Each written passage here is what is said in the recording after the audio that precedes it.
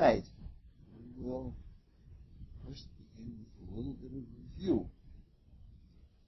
Yesterday, we began talking about a very difficult task about mood and how each mood has its own internal psychology, and there is a consistency, a psychologic to each mood. We actually, in doing that, we tried to define what a mood was, or to give meaning to the word mood. And we saw in that definition that one's entire emotional nature, most of which we are unconscious of, not aware of the influence of our religious background and how that all of our feelings are tainted by it, and all of the other things that make up a constant state of feeling that is our mood. We said at that time, and we're going to look at it a little bit more today, that the whole zodiac itself is a mood, and that each of the signs within the zodiac is a mood. We talked about each animal species having a mood of the animal group spirit that is behind that species.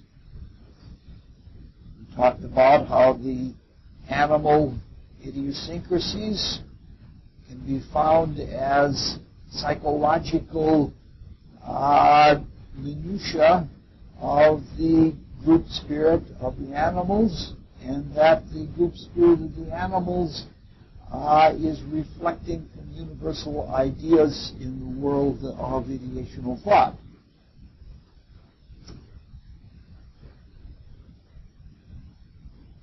These details are not important.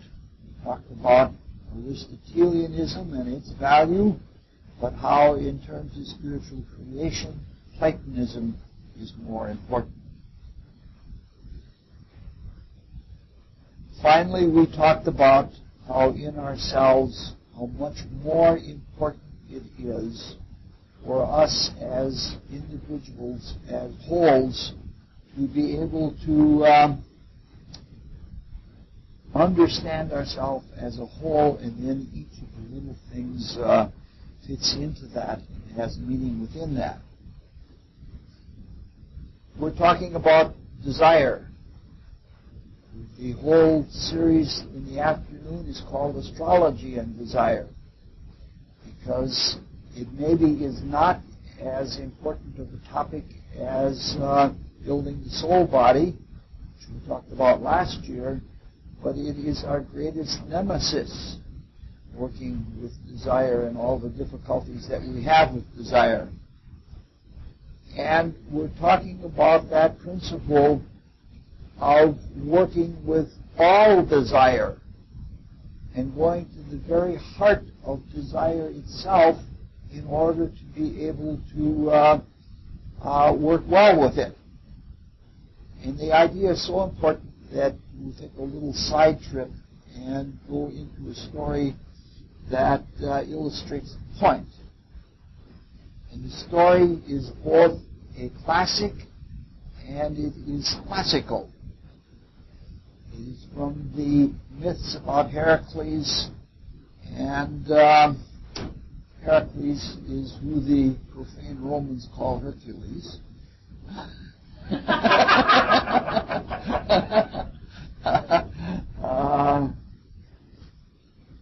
So let's talk about Heracles. We'll take one small fragment, and even at that, we'll just look glancingly at it.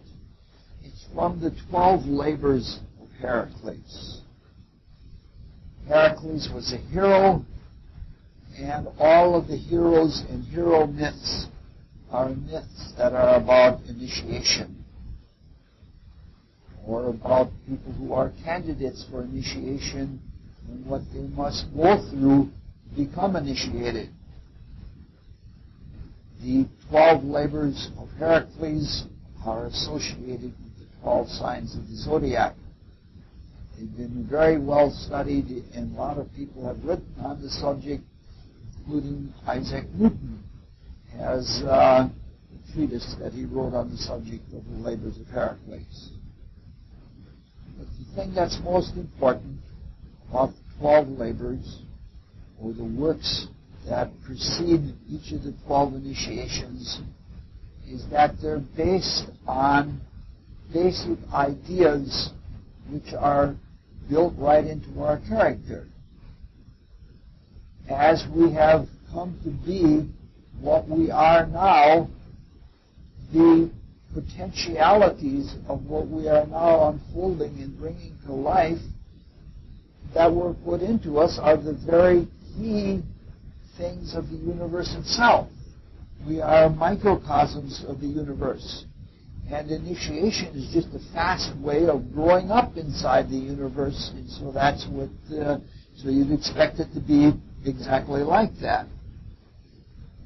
Even in the story, the 12 labors were set down by Hera, who was jealous of Heracles because he was the son of Zeus and someone other than his wife Hera. And in order for him to be deified, he had to go through these 12 steps. And each one of them developed another part of his own being.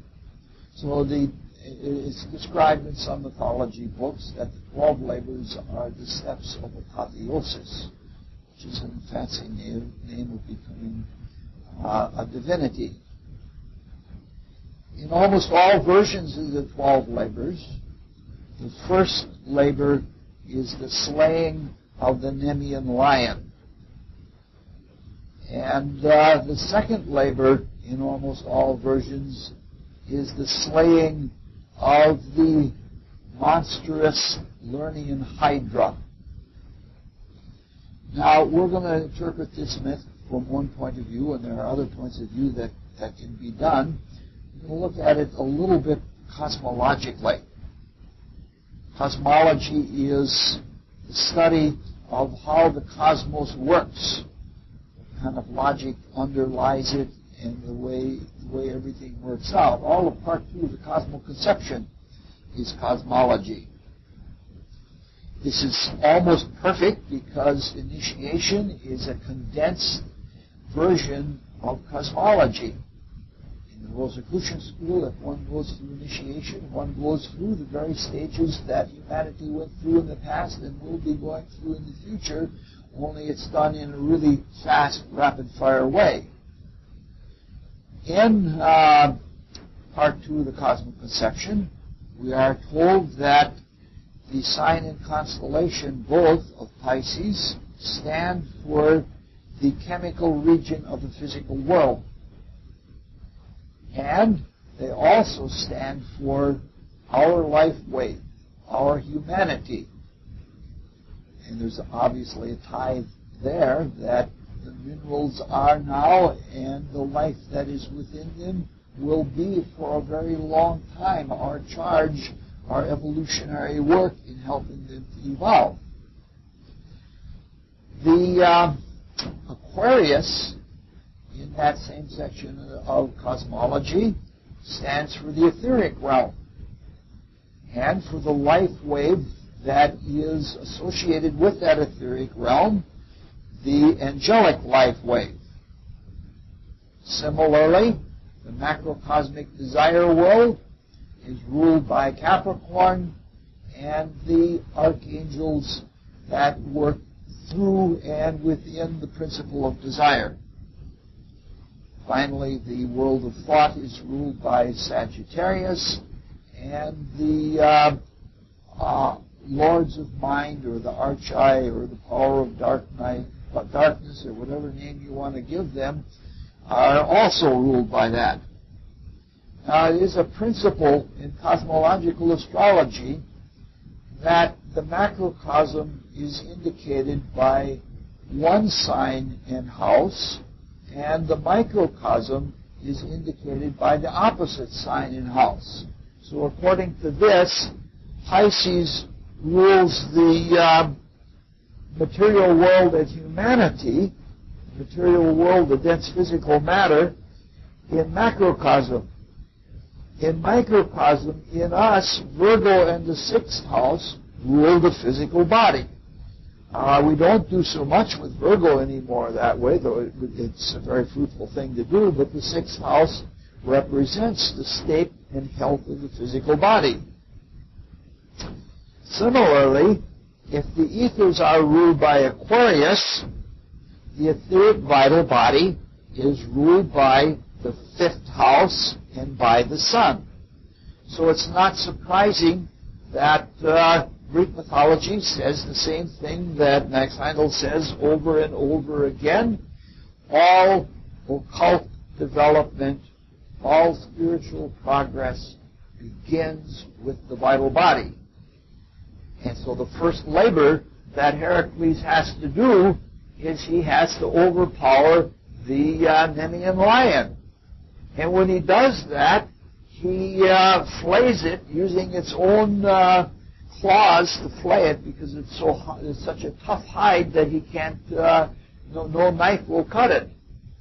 Meaning this is the saying, what this is saying is that any world or any body is overcome by the tools that are operative in that body and in that world. And ever after, if you ever see pictures of Heracles, you see the open lion's mouth over his head, and he's wearing the lion's skin as or almost like a Superman cape or something like that. And the reason he does that is because he's invulnerable. As long as he's wearing the lion's cape, spears and swords and arrows can't penetrate. But this is exactly what happens if one has what in the alchemy was called the diamond-hard soul body. That if we develop our etheric bodies so that we live in a crystal of light that is our consciousness, we're invulnerable to psychic attack. We don't have to worry about any defenses or anything like that because we walk in the light and we live solidly in the light.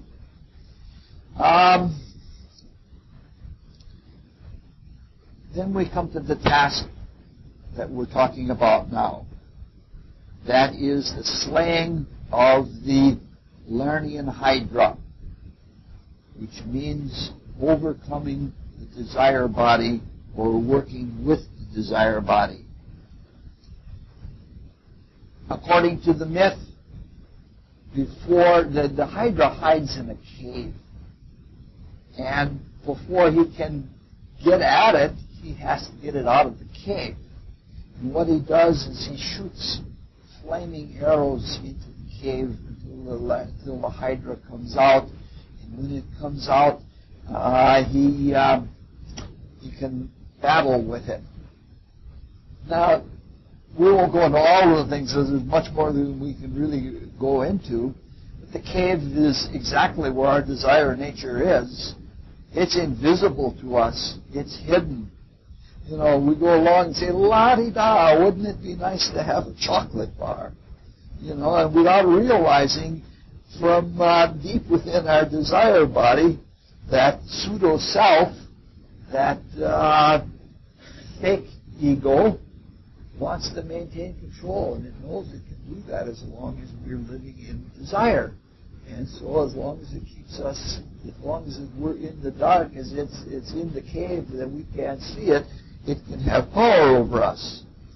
So the cosmic conception tells us that everything in the desire world begins in the central region of the desire world. In fact, tomorrow's talk is going to be talking about the central region of the desire world. The next 3 talks are going to be an astrological tour of the desire world.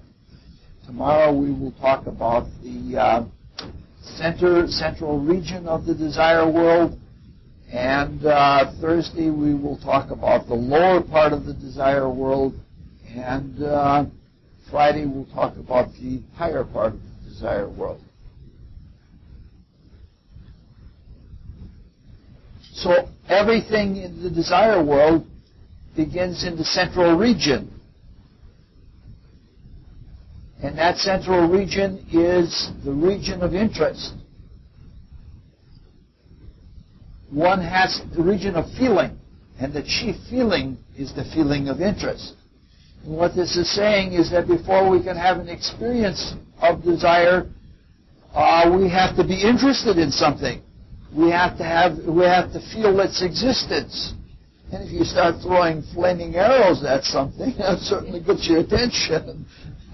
Whether the flaming arrows are thoughts or whether they represent objects in the desire world that get the attention. At any rate, Heracles has got the attention of the Hydra. But he gets a little bit ambitious. Sometimes Heracles probably wasn't the smartest of all the heroes. That's the way it works. The people who do things by brawn and who do things by force don't always have the finesse. You know that heroes come in all the flavors of the planets. That is, there are Mercurial heroes and there are Venusian heroes, and they each have different sets of trials. We each have a different ray that we belong to, and when we come to initiation, our initiations are in tune with the ray that we are part of. So, Heracles, being a martial type, starts grabbing tentacles that have heads on them, and he starts bashing them. And he tries to subdue them. He just tries to smother them out. But it doesn't work well. What happens is, every time that he crushes a head on the head of a tentacle, in a little bit of time, 7 new heads come out where the one was before. And pretty soon he's in a whole forest of tentacles with heads on. He says, oops, maybe I better go about this differently. Sounds like desire, doesn't it?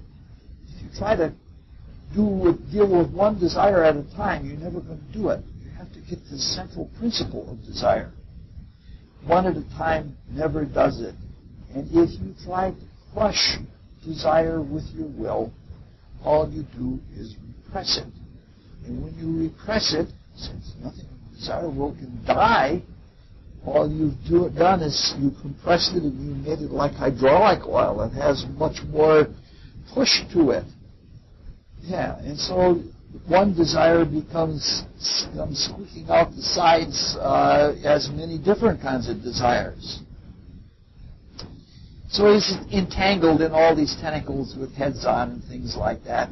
According to some versions of the myth, a giant crab comes out of the ocean and grabs him around the ankle, but that's a little too obvious for me. You know, like nobody agrees on all of the myths, what is the full content or not.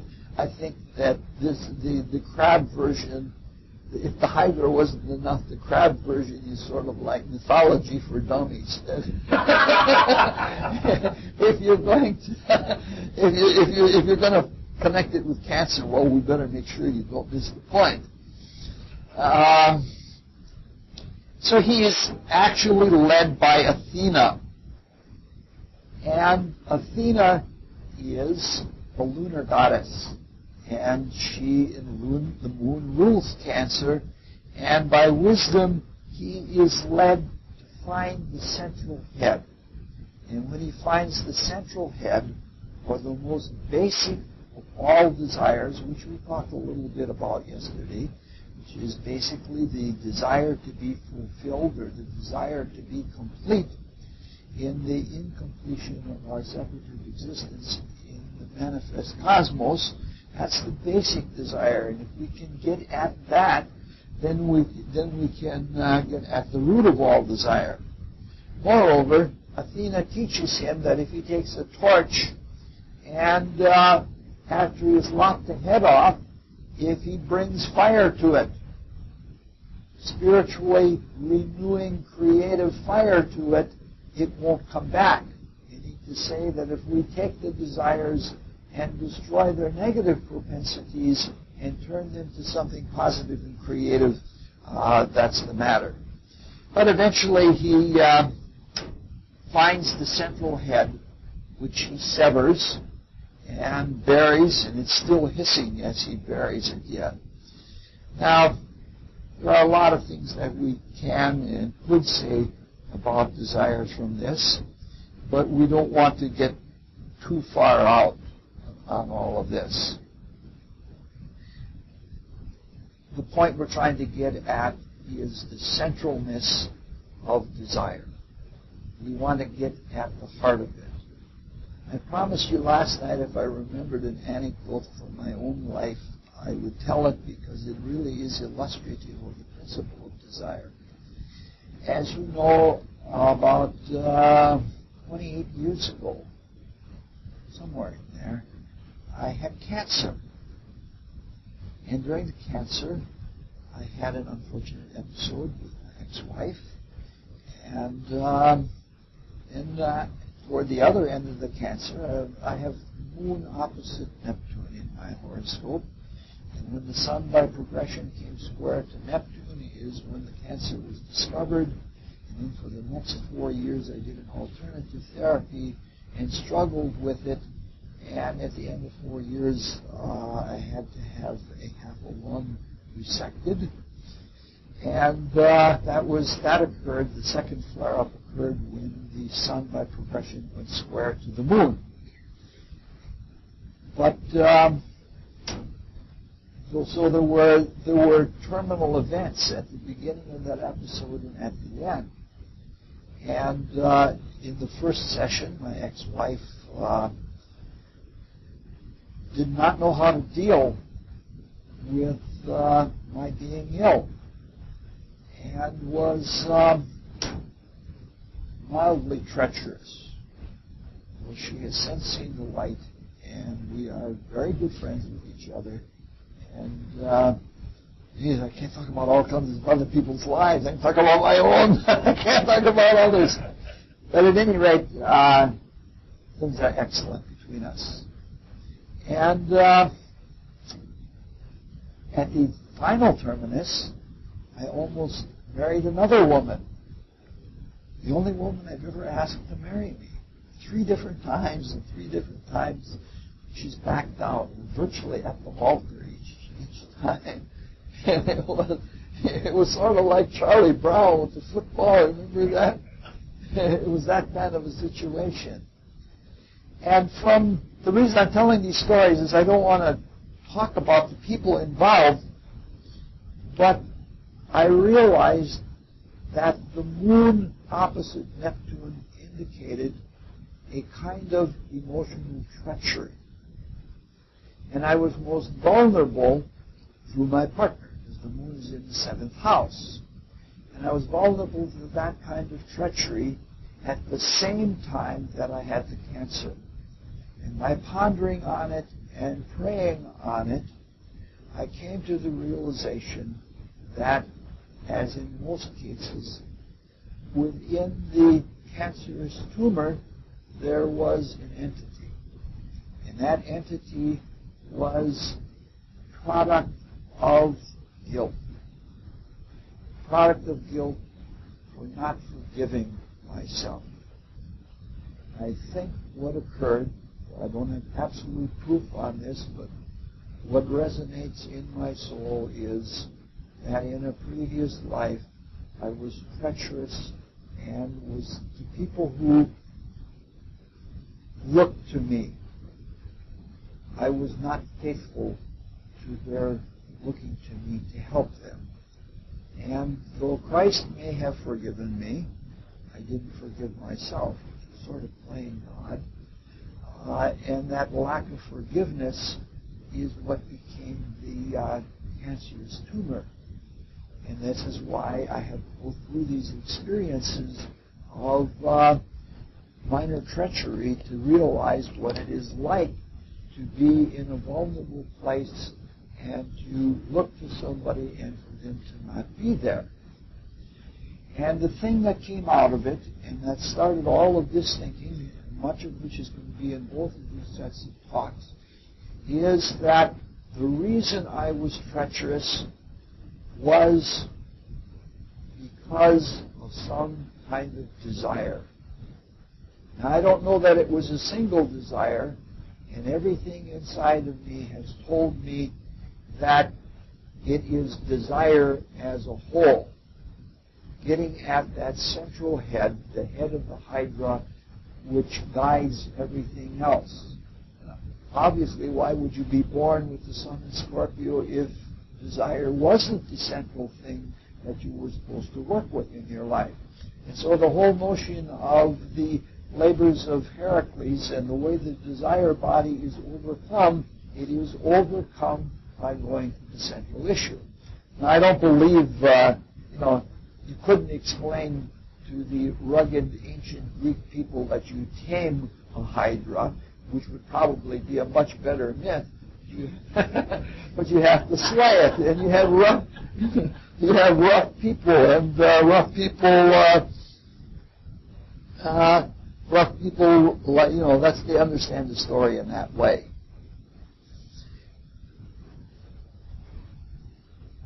We must work with desire, not merely desires. We have to get at the whole idea of wanting something.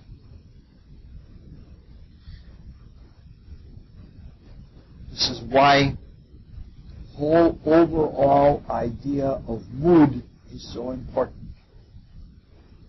Unless you can understand the place or the state of wanting that is in the desire body as a whole, you'll never, ever be able to work with desire. This is something I find myself repeating again and again because I keep getting caught by it again and again, and that is that we are unconscious to a lot that happens in our nature. A lot of it is subconscious or unconscious to our waking consciousness, and unless we have a full, clear, wide-awake view of things, we're always going to be surprised or fooled. It's like the desire nature is just waiting. Like people get angry when they're tired. You see a little child get angry when they're tired. It happens with adults. That's not has nothing to do with the tiredness. It is that desire that wishes to express itself quite rashly has been there all the time, and when you're tired, you lower your resistance, and then the desire comes out. The tiredness didn't create the desire. It was there all along. Yeah, the desire to express energy unabated. The desire body lives. The lower self, or that pseudo-ego that lives in the desire body, loves to revel in any expression of desire. And if anger comes charging out, it feels great to that. There's some people that feel great with all kinds of really primitive things. Yes. All right. Let's get back on the track of where we're going, which means back on before we go off in the next epicycle or something like that. Let's renew what we're trying to do, or restate or review what we're trying to do. We're trying to understand desire so that we can work on it. We're trying to understand desire by the study of astrology.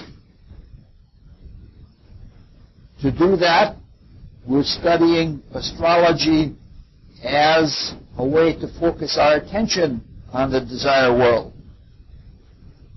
We learned that there are things in the desire body that are not treated by the horoscope, like the influence of nationality spirits or religious spirits or things like that.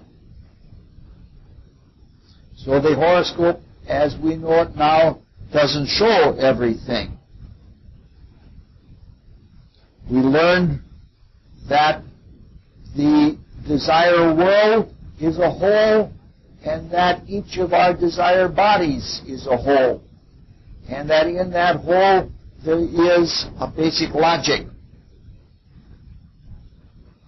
Actions or behaviors or all the minutiae, the little things that happen along the way, the outbursts of desire, are in us just like the idiosyncrasies of animals. They are ways which desire is expressed, hopefully to purposeful end, though in humans we have become so arrogantly egoistic that we just do these things to satisfy ourselves, to sate our desire nature. Again, the idiosyncrasies, the behavioral actions can only be understood within the context of the whole and its basic purposes. All right.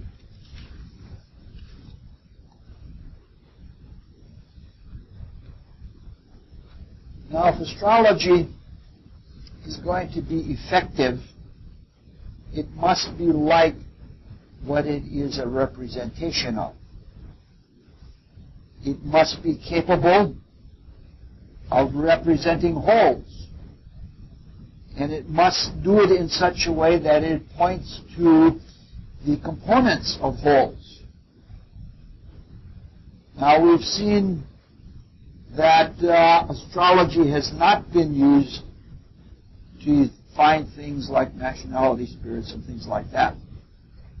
It could probably be developed to do that, but that's kind of a stupid task, because less and less people are under the influence of race spirits or nationality spirits or cultural spirits.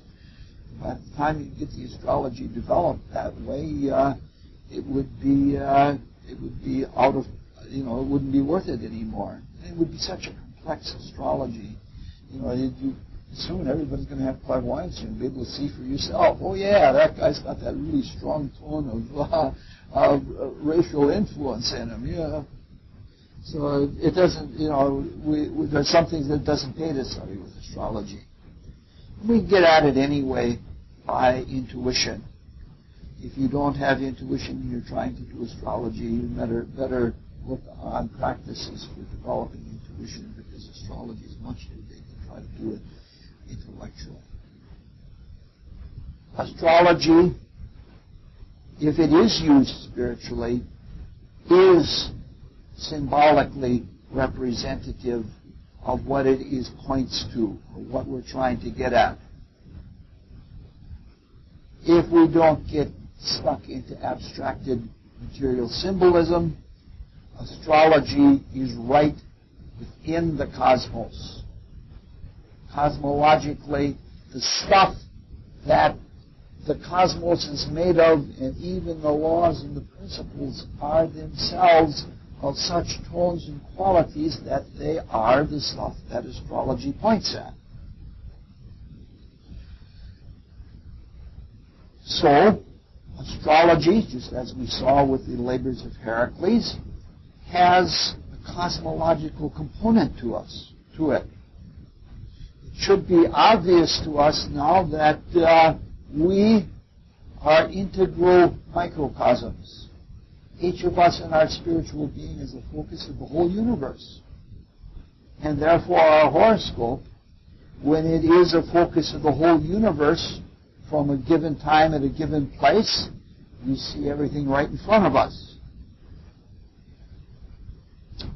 Now, yesterday it was said, though not very clearly, and we'll be talking about it a lot tonight and the next two nights, that from the perspective of the desire world, the planetary spirits draw on the moods of the signs, and they're sort of like rejuvenative organs.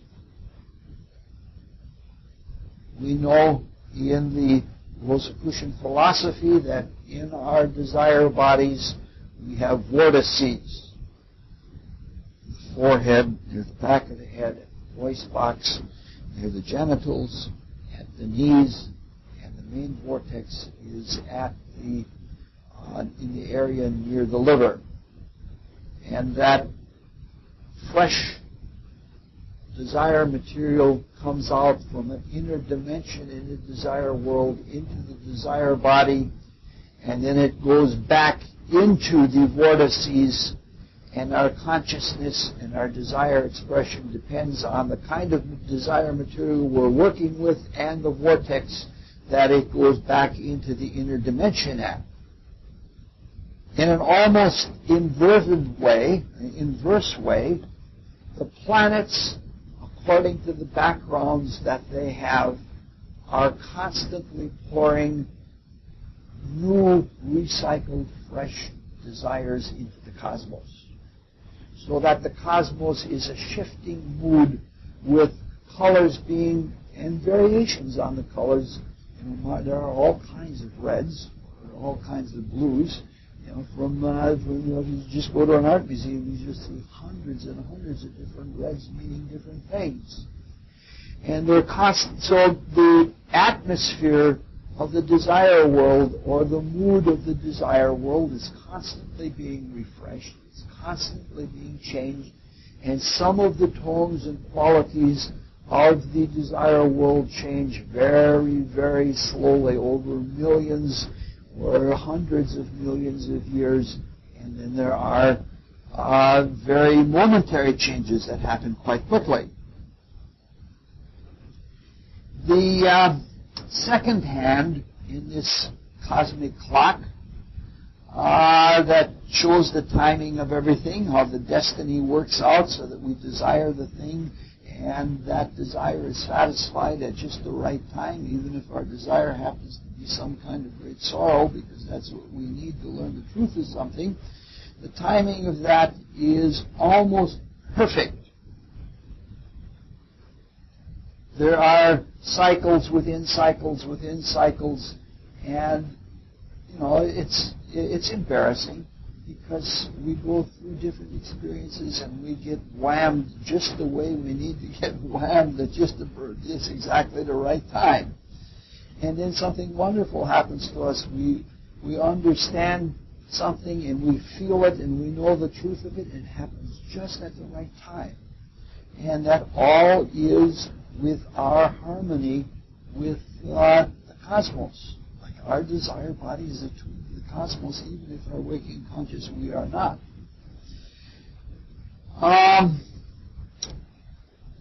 Sometimes the smaller cycles are fads. Sometimes they are important short seasons where we have a chance to learn something. And if we learn it, fine. If not, we miss it, and then we'll have to wait until there's another season like that. If we look at the cosmology, it is all in the desire world, but the Saturn period, the Sun period, the Moon period, and the Earth period that we're going through now, each of those periods is a spiritual mood. And so this is what we're working in. Now the desire world is in the phenomenal realms. The phenomenal realms include the physical plane with the etheric and the chemical subdivisions, the desire world, and the region of concrete thought. So it is a phenomenal world, a world where there are beginnings and where there are ends. In reflection, in the transcendent, we'll have to draw one of those inadequate pictures.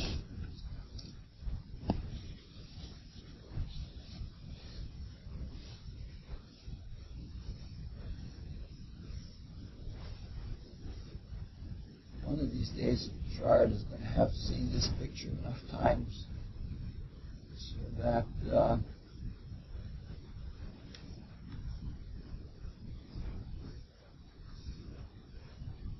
what's that?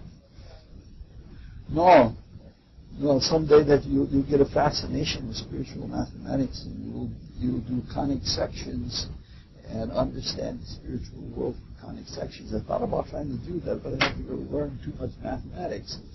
Concrete thought, desire, etheric. Actually, all of this whole lens of the eye, human spirit, life spirit, divine spirit. The human spirit is the transcendent reflection of the desire world. It is the realm of the self. It is the realm of the universal ideas. It's transcendental, so it is universal. It doesn't have any beginning or end. But it is manifest enough so that it has an internal structure. Whether that internal structure is the formula or the mathematical idea that says it's this and it can't be this or this or this, or whether it's the moral of the story so that the story makes sense in abstract because that moral can't be this, but it is this, and it is, that's the way so it's both universal and pointing toward the concrete at the same time. So there are these universal ideas, and they're not all simple ideas like mathematical ideas. They are ideas that have the basis of all life. We're going to come back to them in just a little bit. But where the self is, the colorful self and all of the ideas, that is reflected into the desire world. We're going to be talking in the other talks tonight and tomorrow night about how one can understand the desire world by looking at color wheels and at color spheres. It's going to be somewhat simplistic, but it does get the idea across. And it's simplified. But in reality, the desire world is very, very complex. There are all kinds of feelings that are going on all of the time. And it's almost overwhelming. There have been a number of people who have opened desire world clairvoyance and have shut it off because there is so much and it is so chaotic. Symbolically, in a lot of myths and stories, the desire world is seen as a tangled forest because there's so much going on and all the creatures living in it, like entities and things like that. That's a pretty good symbol in this world for something that is even much, much more complex on the other side. We talked about animal group spirits and such being there, but we build our character. We build our emotional nature from the very stuff of the desire world, including the transcendent ideas that run through all the species.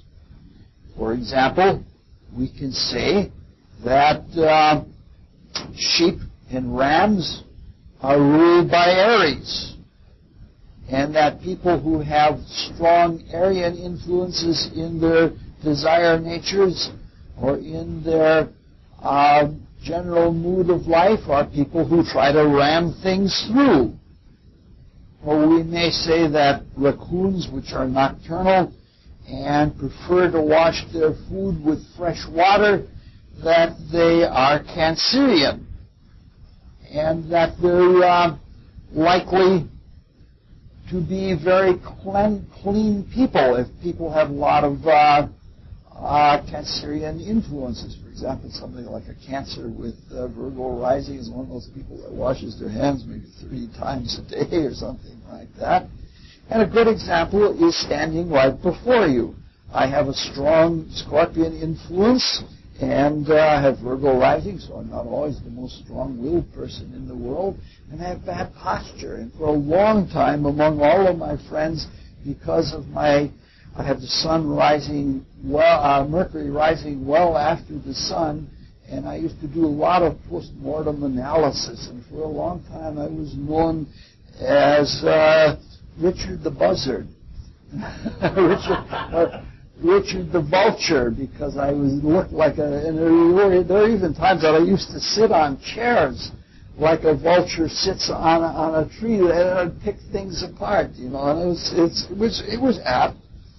So, but we're not going to talk about all of those ideas. We're not going to talk about all of the moods of the signs of the zodiac. We're just trying to get the feel of how astrology carries all of those moods in it. For example, handwriting is flows in thought and feeling. And the quality of your handwriting you can see, you can look at handwriting and say, wow, that person is really nervous and erratic. It's like the handwriting is splattered onto the page rather than something that is flowing and rhythmic and such like that. And what we're trying to say is that the mood of the cosmos at the moment of the birth represents the mood of the individual born at that time. And that all of the components of that person's character, they're working out the same creative ideas that are the ideas that produce the different species or that produce the different plants, only we work them out in a psychological way, and that all of these moods are what we take and what we crystallize into history by the living out of our lives.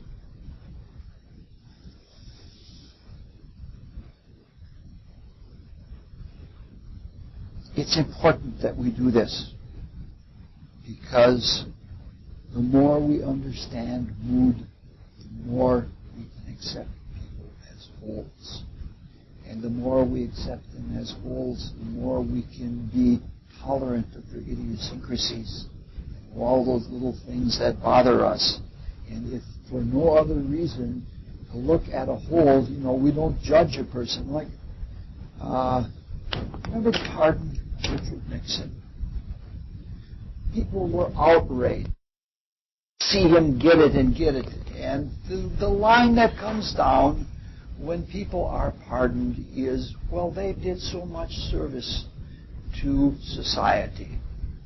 And that sounds like a cop-out to somebody who wants to see real hard justice. But if you think about it, it really is looking at somebody's life as a whole.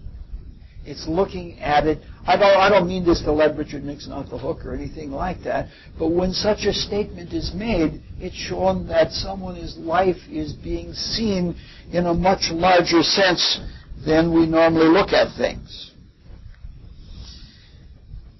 Even if we're misapplying a mood and we're just being nasty or whatever, it's still better to understand the person in terms of the mood rather, to look at the greater reality and not just the little symptoms that are there. We're all striving to be Christ-like. We're all striving to love one another, and this is a good means to get there. We don't want to use astrology to reinforce prejudices or anything of that nature. If we're true to our own desires and natures, and we're objective, and we're working at that, there's no room and there's no time in our lives for having any prejudices. If we think about it, somebody like Picasso may specialize in a blue period, where everything is seen in blue tints. But to be a consummate artist, an artist cannot dislike one color. You have to have the whole, because without that whole understanding, all of the flavors that relate to that one color would be missing. It would be like having a hole, like a cannonball shot right through you. There'd be a big hole there. You couldn't understand the whole person. So loving other people is what it's all about, and astrology is supposed to help us to that end. Even though each of the signs of the zodiac is like looking at the world through rose-colored glasses or yellow-colored glasses or sunglasses or something like this. Everything is in everything. That's an old spiritual adage that the signs are in the houses and the houses are in the planets and the aspects are in the signs and planets. The whole business, it's all there.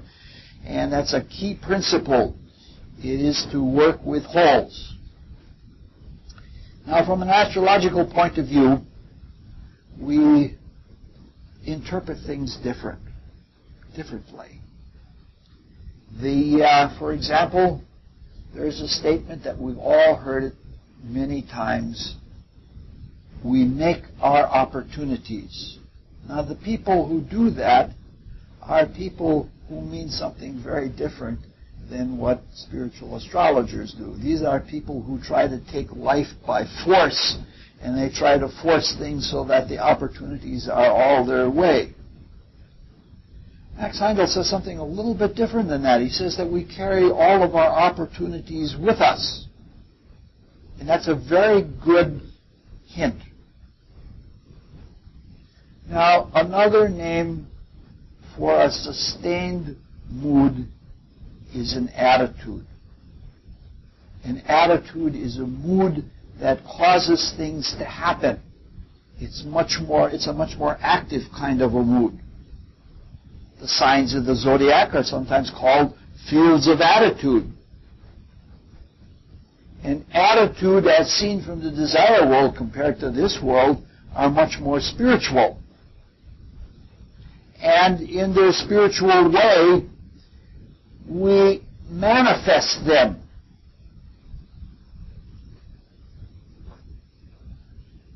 To begin with, spirit informs matter indirectly.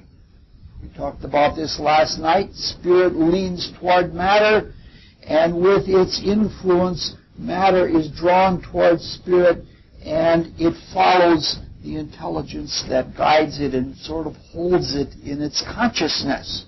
That is the way matter is formed. And that is the way opportunities are formed.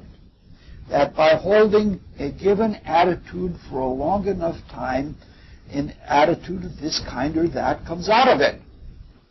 Like if somebody is spoiling for a fight, they make the opportunity for a fight.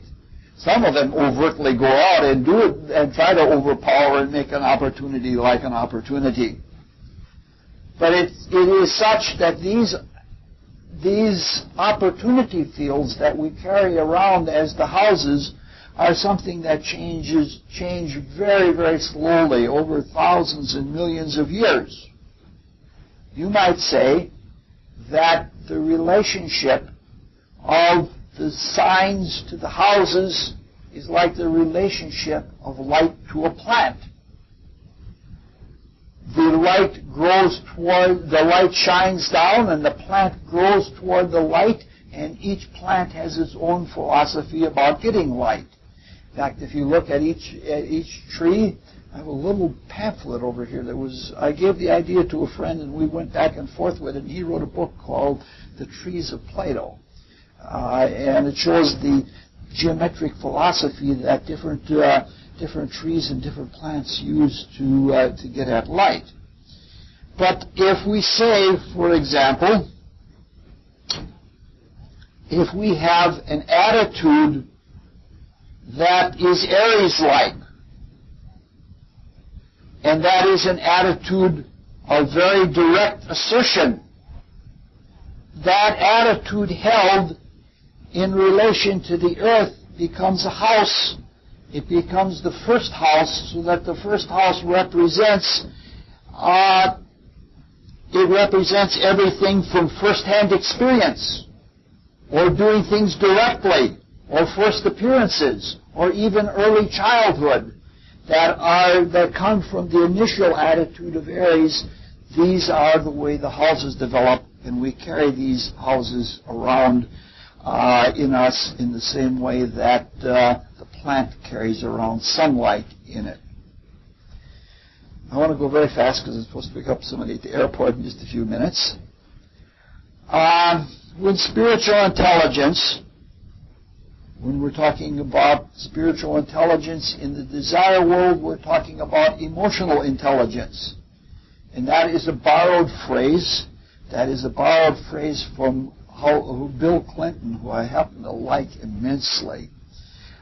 Bill Clinton used that phrase when he described George W. Bush. He said, he doesn't have mental intelligence, he has emotional intelligence, in that he knows how to work with people through their feelings. And I believe that is true.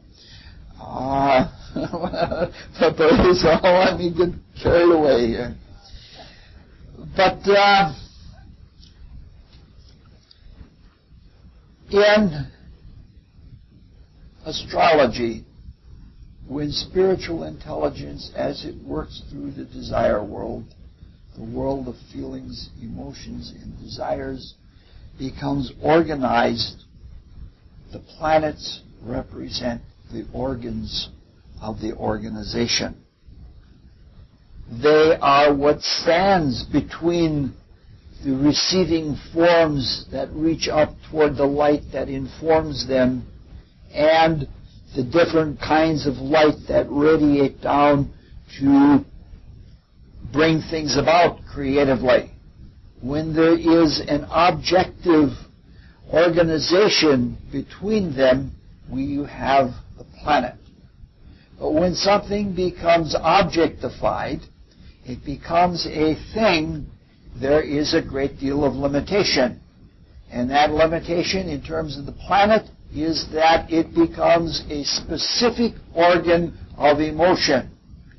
So that affectionate love is Venus, and radiant strength of feeling is the sun, and so on. So we have that kind of organization that takes place. Everything is in everything. Therefore, each of these planets is a manifestation of one of the attitudes that is the sign of the zodiac. So we say that Pisces and Sagittarius rule Jupiter because Jupiter is a condensation of them.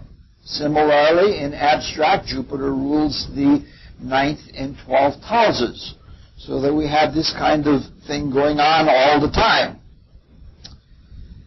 The last fundamental element of astrology is the aspects. And the aspects are how the signs working through the planets get things accomplished in the world of forms that is represented by the houses.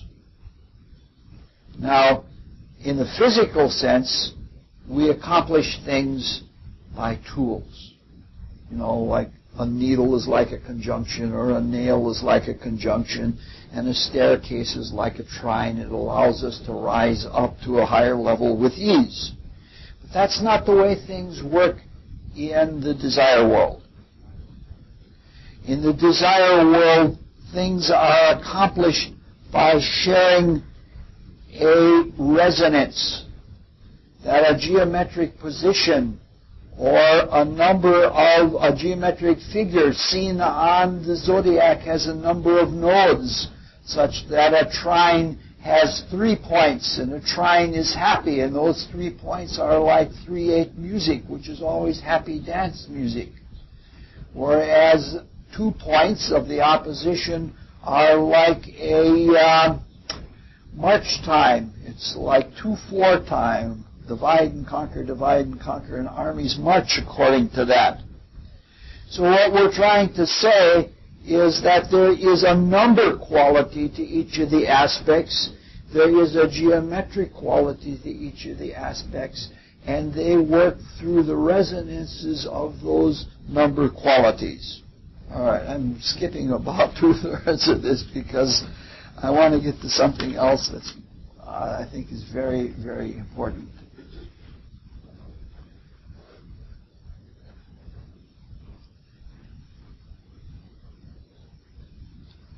All of this brings us, see, what I really wanted to do with these talks, I wanted to do 3 parallel series of talks, but I didn't have enough time to do it.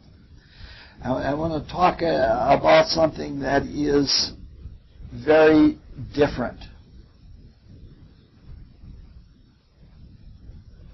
In these talks, we're talking about astrology as a means to get to the feel of how things work in the desire world, how we do things. In the evening talks, we're going to be talking about the laws and forces that work in the desire world. But those things are like the mechanics of desire. And one of the weaknesses of the Rosicrucian philosophy is that it deals only with the mechanics. That is to say, when we talk about self-assertion and repulsion, or self-sacrifice and attraction, those are the principles, those are like the skeleton. But the reality of the matter is that that's only a small part, just like the skeleton is only a small part of our body. When you meet someone and that person happens to be a very giving, loving person, you feel an attraction. But you feel much more than that. Astrology can tell you some of the flavors, and with those flavors you understand things very well. But astrology ties something else in. It ties in stories. The feelings are not enough in themselves. There is the story of your life and the way you realize certain feelings, like the way I realized my comeuppance for treachery. It's a story, and that feeling is the story has a moral. That is to say, the desire world is a reflection of the human spirit, and in the human spirit are all of the ideas that are behind all of the myths and stories. The myths and stories that we have right now in the world are very few. But there is a thing that is said by spiritual philosophers. It's intimated by Max Heindel when he says the story of the path of the initiation is written in the stars. And that by looking at, like the 12 labors of Heracles, and looking at how this constellation, like making an arc through them, you understand the story of initiation. If you get the moral of the story is like the internal kernel that is the principle of that created that in the cosmos. So, as I see it, it is extremely important to be able to get the stories. Other spiritual philosophers say the same thing. This is something that goes back to an ancient tradition that you can trace back to Greece, but it is reborn again in Rudolf Steiner, when he says that before a person comes to birth, the gods act out the life in the higher spiritual worlds before the person comes to birth. Now, you have to understand that in a strange way. In a way that is strange to us, because the way it works, they can't be doing a dumb show for each person that's born, because there are millions of people that are born every week, and they'd be awfully busy. But in the transcendent spiritual worlds, there's no time, and everything is happening all the time. And those stories, or what we know as stories, is the life of those spiritual beings that represent those spiritual principles. And when we make the archetype of our life, that archetype of our life is a cross-section of the heavens that has certain stories in it, and those stories are what we take and we live out and we make them history. So what astrology does is ties together the feelings and the laws that we get from the cosmoconception, and it also ties together some of the myths that work with that work on that same principle. What I'm going to do now is this is going to be the first horoscope we're going to look at, and we don't look at this one too hard. And tomorrow we'll be looking at about 10 horoscopes. No, not quite that many. About maybe 6 or 7 tomorrow. And then on Sundays we're going to be looking at 12 or 15. This is a horoscope that please treat it mercifully. I'm just using this as an example, not to be taken in an egoistic way or anything like that.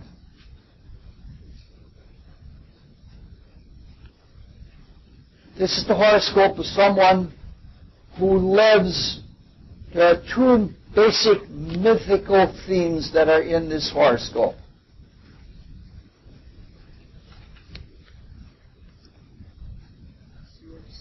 Yeah. Yes.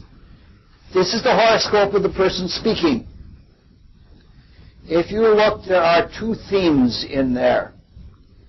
The very strong ruler of the ascendant is Mercury, the talkative one. But Mercury is in the third house. And if you look at the aspects, there are three oppositions.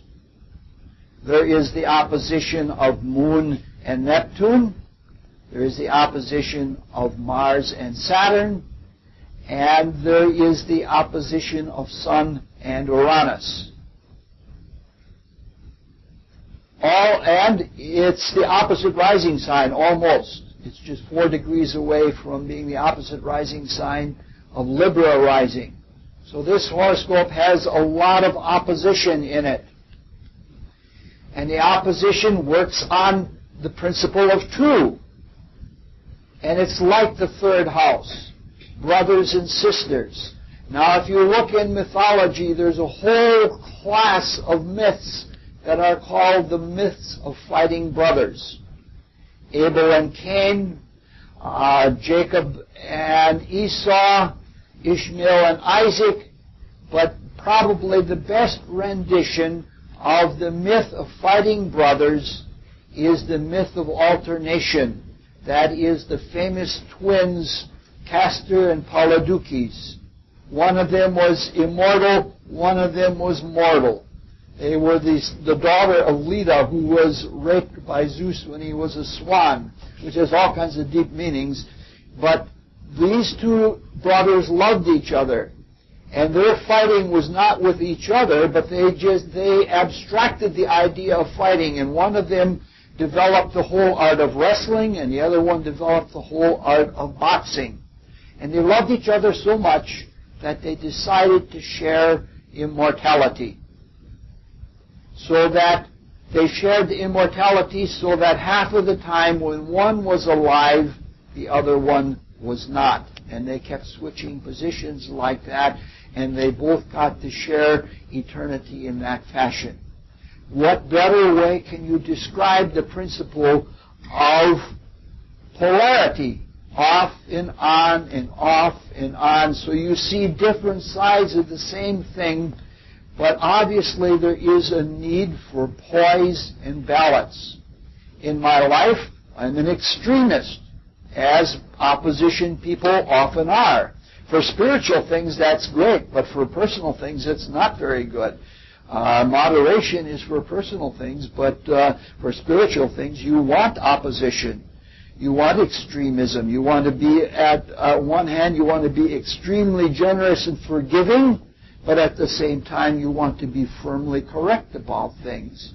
And so you have all of these oppositions, and you might say that my whole life has been going from one extreme to another, trying to find a balance point. And it's sort of like I'm going through life with a great big balancing pole, and that's how that story works out. The other story is, if you look at this chart, it's a very Thonian chart. Most of the planets are beneath the Earth. And that very strong life ruler is in Scorpio. It's the ruler of the underworld and all of that kind of darkness. But the sun and the life ruler are rising. And all of my life, and as my life goes further on, I have been fascinated with and have found in my own being the myth of Orpheus, who went into the underworld to bring his dead wife out of the underworld and bring her to light. And that's exactly, I'm very much influenced by the Orphic philosophers. Like, for example, that Mercury in the third house is very Orphic, that strong Mercury in the third house.